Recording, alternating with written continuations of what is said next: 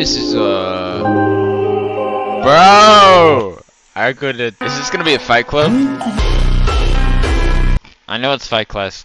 Stanley Kubrick helped NASA fake the moon landings, was told not to tell anyone, tried to tell us anyway, then tried to expose the elite, mild classic king rings around the world, but ended up 6 feet under before he did. He was one of the most famous directors in history, known as the most detail-oriented and hidden message visionary in all of filmmaking. He only made a handful of movies during his time, and they're still all being meticulously studied by movie buffs to this day, still finding hidden meanings in them all the time. Every single tiny object, angle, lighting, positioning, words, effects, zooms, backgrounds, everything in his movies is extremely intentional and all has a very specific purpose. Now in the 60s, Kubrick set out to create his first mega hit project, 2001: A Space Odyssey, which is widely regarded as the greatest sci-fi movie ever made, and it kinda didn't make sense with how advanced it was for its time. This movie came out in 1968, like this is how sci-fi movies look like back then. Then out of nowhere, this movie comes out and looks like that. Like some scenes from this movie are so crisp and realistic, they literally look like they were filmed in 8K yesterday. But this movie came out almost 60 years ago. Now, theories went around that Kubrick actually received shadow funding from the US government and NASA to shoot this movie as a sort of test run to see how accurately they can depict outer space on TV screens. And well, Stanley Kubrick f***ing nailed it, to say the least. Receiving access to special cameras and equipment.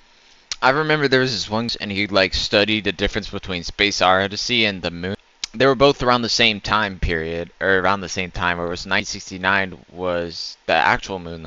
They gave a lot of valid reasons why it had a whole lot more real compared to the movie Space Odyssey, which had a lot more that no one else had to show us space like we've never seen before. This movie even had an entire, albeit short-lived, scene of humans on the moon. And do you know what happened just 1 year after Space Odyssey came out in 1968? We went to the moon in 1969. The theory claiming that in return for the funding and technology he received for the movie, Kubrick had to help NASA stage the moon landings, telling him he's not allowed to tell anyone he did or else. But the guilt got to him, and Kubrick needed to somehow get the truth out there. So instead, he took it to his movies to leave clues and hidden messages about what he really did. 12 years later, he releases another breakout hit, The Shining. And this is the one that people say is so littered with clues that tell us Stanley Kubrick helped NASA fake the moon landings that it all but confirms it. And it all starts with the famous room 237, the haunted guest room in the hotel of the movie. In the original book, The Shining, which is what the movie's based on, the room was 217, with Kubrick changing it to 237 for the movie for no apparent reason. Well, it just so happens that the moon is 237,000 miles away from us. Or at least that's what we thought back then. We now have more accurate measures and know it's a little over 238,000. There's even a close shot of the key to the room, whose letters can be used to spell moon room, implying he was trying to use this room as a metaphor for the moon. All throughout the movie, characters talk about things happening in room 237 that we're not supposed to know about. When they're in the pantry, we see this product Tang all over the shelves in the back, which is a drink mix similar to Kool-Aid back then. A drink that had an official partnership with NASA at the time, being astronauts' powdered beverage of choice when up in space. Tang even featured astronauts in ad campaigns, like in their 1969 For Spacemen and Earth Families slogan. Boxes all throughout the background also have the number 39 written all over them. Launchpad 39A is where Apollo 11, the first manned mission to the moon, took off from, which looks like this, oddly similar to the carpet pattern that Danny, the kid in the movie, is knelt down on. And if it wasn't obvious enough, when Danny slowly gets up from this launchpad position on the carpet, we see him wearing a fucking Apollo 11 sweater, which has no connection to the movie whatsoever. He's just wearing it. And again, Stanley Kubrick was a maniac. He would not have a main character in the movie wearing something like this for no reason. The line "all work and no play" in Jack's manuscript, the word "all" is written as A11, as in Apollo 11. The typewriter he works with is a German Adler, which translates in English to eagle, the name of the Apollo 11 lunar lander.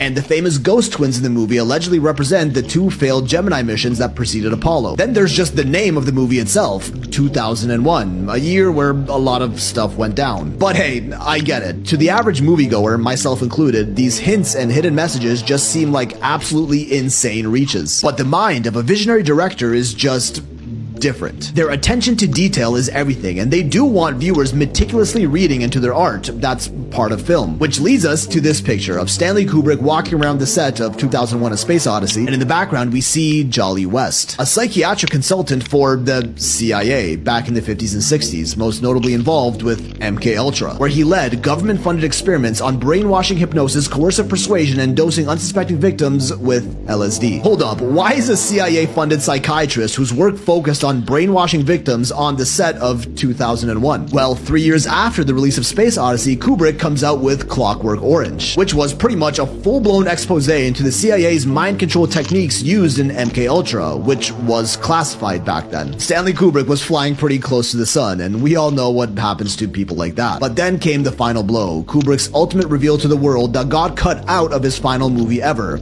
Eyes Wide Shut. And I mean, if you want to sleep tonight, probably shouldn't watch the rest of this. In the 90s, Kubrick was working on a movie about secret elite societies, featuring masked gatherings. Bro, I loved Eyes Wide Shut. That shit was peak. Especially the fucking music. It just... like the fucking key press in the piano just fucking hit, bro, every fucking time. Because they timed it perfectly. Of ultra rich and powerful performing occult rituals. A movie set in New York City, yet he specifically chose to film it in England as he knew exactly what he was exposing. After the movie was done filming, during the editing and approval process, apparently the producers cut out up to half of the movie's scenes. Kubrick fought back, insisting to keep these scenes as they were integral to the plot, but the studio execs stood their ground. Rumors being the scenes too closely reflected what actually happens behind closed doors in these elitist circles who own the movie's distribution networks. And literal days before the movie's release in 1999, Kubrick passed away from a sudden heart attack in his sleep. Right. Because that's not even the disturbing part, as the scenes that the studio execs insisted on removing from the movie involved children. I think you can put two and two together and know what I mean. In the film's most famous scene, where the masked elite rituals are finally revealed, Wait, so that's what the scenes that were removed were about? original cut allegedly had rows of children standing in the background, which were edited in post to be just more robed figures wearing masks, which is what we see today. And what's crazy is that if you watch this movie with this original narrative in mind, the plot and the final reveal almost makes more sense than it does without it. Just like how the final scene of the movie is in a children's toy store, which they... Nah, that final scene, bro, that's a reach, okay? Some of these were reaches. A lot... What am I saying? A lot of these were. Especially that end, bro. That end, I know for certain. They just went to a toy. These two couple had a kid, bro. And it was kind of like a weird, like a whole lot of weird stuff.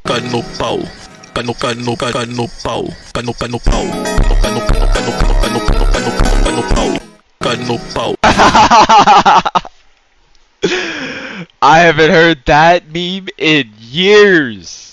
The Metal Gear Solid punching thing, bro. Hello, how can Yo, what the fuck were you on when you were... Now try junk end. Headshot! Bro, I remember this one game where you put the thing in the cat's ass, bro. I know there's this one game, there's a version of this one. Okay? There's where you use the cat as a gun, but you shoved that cat's ass, bro. Give me a fucking break. I figured out what you're doing. Am I the only one smart enough to catch on to what's happening? What's that? Okay, so you're telling me you and this guy are within years of age. You look exactly the same. You're both Similarly, not exactly. like there's not even one difference because Okay, go you ahead. have those weird little... I don't know anybody from Palm Beach. You don't know anyone? How about Donald J. Trump? Yeah, your buddy. Spawn killing. Yo, this is fucking fire. This is how old phones used to record shit, bruh. Kick that motherfucker. This is how these conversations. This is not a professional debater. This is the kind of person you will encounter. These are the kind of students. She openly calls herself a socialist. Caleb Hammer absolutely dismantled. Ironically, what she does for a living is finance. Right there, she calls. I believe that. Oh my god. He doesn't let her off the rails, and he's asking for a specific example. What is an example of a better system? Oh my. That's desperation, bro.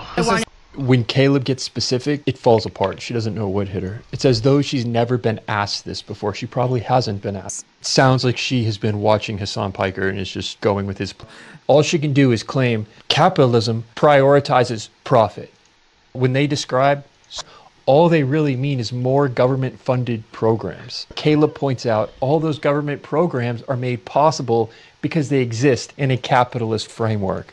That's the big point right there, is that true socialism, and she has no rebuttal to this. It's important to keep in mind, this is someone who has cut off her own She was talking about to cut them out of her life.